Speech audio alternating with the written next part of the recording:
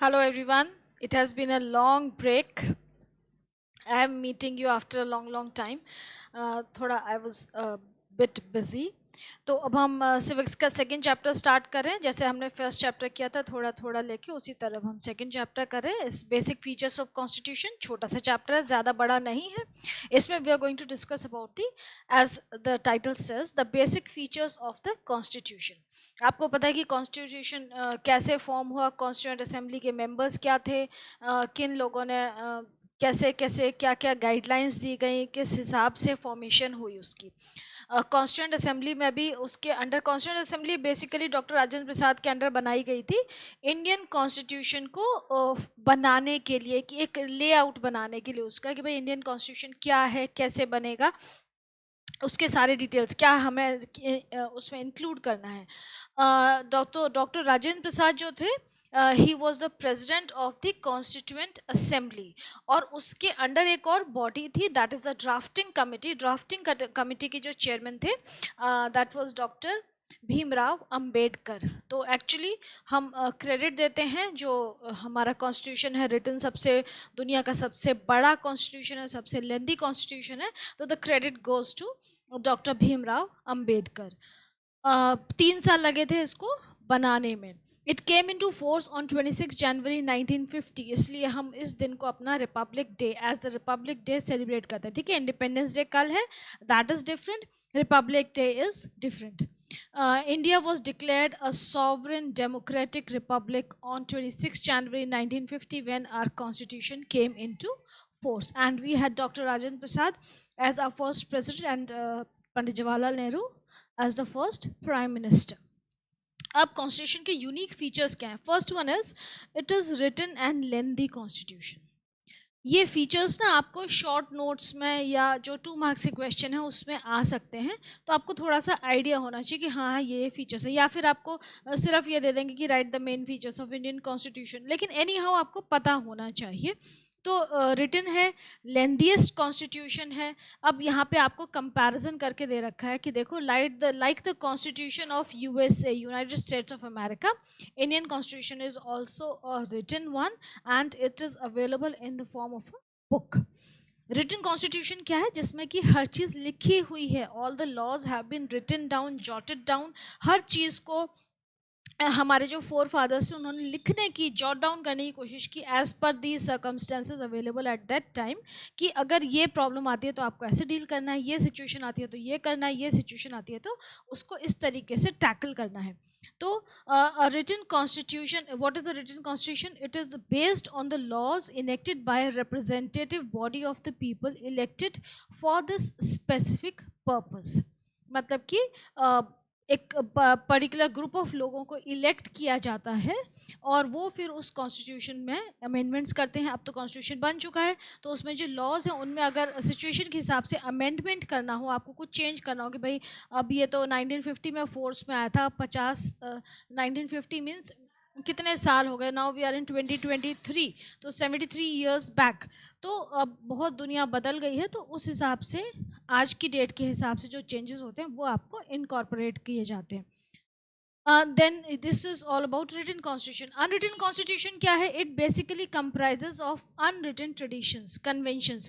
मतलब ये उन countries में होगा जहाँ पे कि ज़्यादा प्रॉब्लम शायद नहीं होती होगी, क्योंकि अनरिटन कॉन्स्टिट्यूशन लिखा हुआ नहीं है, सिर्फ ओरल से काम चल जाता है कि हाँ हमारे पास्ट में ये प्रैक्टिसेस चल रही थी, ये ट्रेडिशंस थे, ये हमारे कन्वेंशनल चीज़ें थी, अब हम इसी के बेसिस पे आगे काम करेंगे. तो इसका बेस्ट एग्जाम्पल है द कॉन्स्टिट्यूशन ऑफ इंग्लैंड.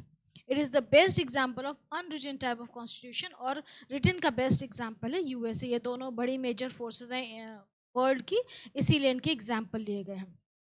अब इंडिया का जो कॉन्स्टिट्यूशन है, it is quite a voluminous lengthy document. ठीक है, वॉल्यूमिनस भी है, दुनिया में सबसे बड़ा, सबसे वॉल्यूमिनस, सबसे बड़ा है साइज में, क्योंकि इसमें सब कुछ उन्होंने लिखा है. They have penned down everything, they have jotted down everything, our forefathers. it is the most voluminous, most lengthiest constitution framed by any of the country in the world. अब ये रीज़न क्या है, ये सबसे बड़ा क्यों है, सबसे वॉल्यूमिनस क्यों है? इसके रीजंस आपसे अगर पूछें तो रीजंस क्या हो जाएंगे? फर्स्ट इज कि हमने क्या किया, जब हमारे लॉ मेकर्स ने, कॉन्स्टिट्यूशन मेकर्स ने कॉन्स्टिट्यूशन ड्राफ्ट किया, ड्राफ्टिंग कमेटी ने, तो उन्होंने क्या किया कि बहुत जो मेजर कंट्रीज थी वर्ल्ड के, उनके कॉन्स्टिट्यूशंस को पढ़ा। They did a great work, उनको पढ़ा और फिर क्या किया, उसके जो अच्छे अच्छे पॉइंट्स थे, जो पॉजिटिव पॉइंट्स थे, उनको जो अच्छे लगे उनको इनकॉर्पोरेट कर लिया अपने कॉन्स्टिट्यूशन में। तो the constitution makers try to incorporate good points of all the constitutions of the world. अब सबके आप इकट्ठा करके अच्छे पॉइंट्स लिखेंगे तो ऑब्वियसली उसका वॉल्यूम बढ़ जाएगा, कंटेंट बढ़ जाएगा। Then various types of governments जो उस समय प्रेवलेंट थी, उस समय के एरा में, उस समय के टाइम में जो अलग अलग तरीके की गवर्नेंस थी, गवर्नमेंट्स जो प्रेजेंट थी, जैसे Republican form of government, parliamentarian form of government and communist form of government, उनके भी क्या किए कि उनके भी अच्छे अच्छे पॉइंट्स, उनको मिला जुला के एक मिक्सचर बना के उनके अच्छे अच्छे पॉइंट्स सबके लेके अपनी हमने डेमोक्रेटिक सॉवरन रिपब्लिक फॉर्म की। तो जो भी उस समय प्रेवलेंट थी governments, republican, parliamentary and communist form of government, तो उन्होंने हमारे कॉन्स्टिट्यूशन मेकर्स ने क्या किया, they try to make a synthesis of all these types naturally. So this such an attempt it added to the volume of the constitution. Then हमारे constitution makers ने एक बहुत बहुत बहुत बड़ा काम क्या किया कि उन्होंने हर चीज़ लिखी, they penned down everything, they wrote everything in black and white about the three organs of the government. मतलब गवर्नमेंट क्या क्या, गवर्नमेंट कैसे फंक्शन करेगी, गवर्नमेंट का क्या स्ट्रक्चर होगा, उनके क्या फंक्शन होंगे, डिफरेंट डिफरेंट जो ब्रांचेस हैं, जो उनकी गवर्नमेंट के ब्रांचेस हैं, उनके क्या फंक्शन होंगे, फिर उनके सब ब्रांचेस के क्या फंक्शन होंगे। अगर मतलब हर सिचुएशन को इमेजिन करके दे रोट, और जो नहीं लिखा उसके हम अमेंडमेंट्स करते जाते हैं, ऐड ऑन करते जाते हैं अपने कॉन्स्टिट्यूशन में। तो that is why it is a very very voluminous constitution. अब जो गवर्नमेंट के थ्री ऑर्गन्स कौन से हैं, एग्जीक्यूटिव, लेजिस्लेटिव एंड जुडिशरी। तो एग्जीक्यूटिव जो है वो क्या करता है कि सारे काम करता है। भाई गवर्नमेंट में बहुत सारे काम होते हैं, रूल्स बनाने हैं और बहुत सारी फॉरेन पॉलिसीज़ को स्टडी करना है, फॉरेन रिलेशंस मेंटेन करने हैं, अपने इंडिया के डेवलपमेंट के बारे में सोचना है, इंडस्ट्रीज़ को देखना है, कल्चरल डेवलपमेंट भी देखना, स्टूडेंट्स की ग्रोथ को देखना है, जनरल वेलफेयर देखनी है पब्लिक की। तो एग्जीक्यूटिव क्या करता है, उन सब चीज़ों के लिए रूल्स बनाता है, उन सब चीज़ों को स्टडी करता है। लेजिस्लेचर क्या करता है, एग्जीक्यूटिव स्टडी करता है, लेजिस्लेचर क्या करता है कि उनके लिए रूल्स बनाता है कि हाँ हाँ ये अब ऐसे ऐसे हमने लॉज बना दिए। लेजिस्लेचर लॉज बनाता है कि एग्जीक्यूटिव ने स्टडी की, एग्जीक्यूटिव ने बोला, एग्जीक्यूटिव ब्रांच जो है उसमें बहुत सारे ऑफिसर्स होते हैं ऑब्वियसली, तो उन्होंने ये बोला, जो सेक्रेटरीज होते हैं ना, तो उन्होंने ये बोला कि अब ये करना, तो लेजिस्लेचर ने उस पर लॉज बना दिए।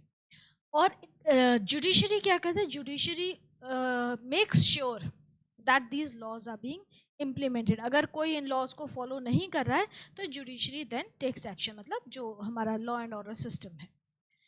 तो कौन कौन से टॉपिक्स हैं जिन पे ये सब हुआ है, बहुत सारे हैं, लेकिन मेजर क्या है, citizenship, fundamental rights, directive principles of state policy, relations between the centre and it's units. Centre मतलब सेंट्रल गवर्नमेंट और स्टेट्स, यूनिट्स मतलब जो सारी स्टेट्स हैं, मतलब कि चीफ मिनिस्टर और हमारे प्राइम मिनिस्टर जो हैं, इनके बीच में रिलेशन अच्छे रहने चाहिए, तभी तो सब कुछ अच्छे से स्मूथली फंक्शन करेगा। पब्लिक सर्विसेज जो हमारी यूपीएससी होता है ना, जिसमें कि हमारे सारे एडमिनिस्ट्रेटिव ऑफिसर्स आते हैं, फॉरेन सर्विसेज होती हैं, etcetera. Consequently the Indian constitution has become the most voluminous constitution in the world. अब इसमें इतना सारा इंक्लूड किया तो इट हैज़ बिकम वेरी बल्कि, वेरी वॉल्यूमिनस। ठीक है, आप वॉल्यूमिनस की जगह एक और टर्म यूज़ कर सकते हैं, बल्कि। सबसे ज़्यादा मटीरियल है इसके अंदर, दैट इज़ वाई बहुत ह्यूज है। देन ये हो गया। इसके बाद क्या है कि जैसे सिचुएशन चेंज हो रही है, लाइफ चेंज हो रही है, सिचुएशंस चेंज हो रही है, नए नए डेवलपमेंट्स हो रहे हैं, साइंटिफिक डेवलपमेंट हो रहे हैं, मॉनेटरी चेंज हो रहा है, कुछ नेचुरल कलामिटीज़ आती हैं, कुछ नए डेवलपमेंट्स होते हैं। जैसे कि उस समय कंप्यूटर नहीं था, तो आईटी इंडस्ट्री बहुत ग्रो कर गई है। अभी अभी जो आर्टिफिशियल इंटेलिजेंस है वो ग्रो कर रही है, तो उन चीज़ों पे उस समय वो एग्जिस्ट ही नहीं करती थी। उस समय वहाँ पे लॉ नहीं थे। न्यूक्लियर एनर्जी बहुत ज़्यादा अब इस समय डेवलप हो गई है, तो वो सारे लॉज जो हैं वो बाद में अमेंडमेंट्स के थ्रू एड ऑन हुए कॉन्स्टिट्यूशन में। उस समय वो एग्जिस्ट नहीं कर रहे थे, तो amendments, nuclear bomb was there, लेकिन मैं बात कर रही हूँ various positive uses of nuclear energy. Satellite communication, हम अब हमारी चंद्रयान 3 हमारा मून पे पहुंचने वाला है, तो ऑल दोज थिंग्स, उस समय वो सब नहीं था, तो उसके उतने क्लियर लॉज नहीं थे। आज की डेट में ये सब हैं, तो उसमें हम कॉन्स्टिट्यूशन में एड ऑन करते जाते हैं उन लॉज को, और उनको हम बोल देते हैं अमेंडमेंट्स। अमेंडमेंट मतलब चेंज। तो amendments made from time to time in our constitution have also added to the volume of the constitution. ठीक है, सिचुएशन के हिसाब से अमेंडमेंट्स होते हैं। तो अब इसमें कैसे हो, देखो, आर कॉन्स्टिट्यूशन ओरिजिनली क्या था, उसमें 395 आर्टिकल्स थे इन 8 शेड्यूल्स। 395 आर्टिकल्स थे, 22 पार्ट्स थे और 8 शेड्यूल थे। अब क्या हो गया, 470 आर्टिकल्स हो गए हैं, 12 शेड्यूल हो गए, 8 की जगह 12 शेड्यूल, और पार्ट्स कितने हो गए, 25 पार्ट्स। तो ऑब्वियसली इन सब ने भी कॉन्स्टिट्यूशन के बहुत ज़्यादा बल्कि बना दिया। तो आपको ये पॉइंट्स याद रखने हैं, जब आपसे पूछा जाए तो बताना है। Okay, that's it. अब ये जो सेकंड पॉइंट है, ये मैं सेकंड वीडियो में लूँगी। And do tell me if you have any issues, and do like, share and subscribe the video. Channel को भी सब्सक्राइब करिए, एंड एंजॉय स्टडीज़।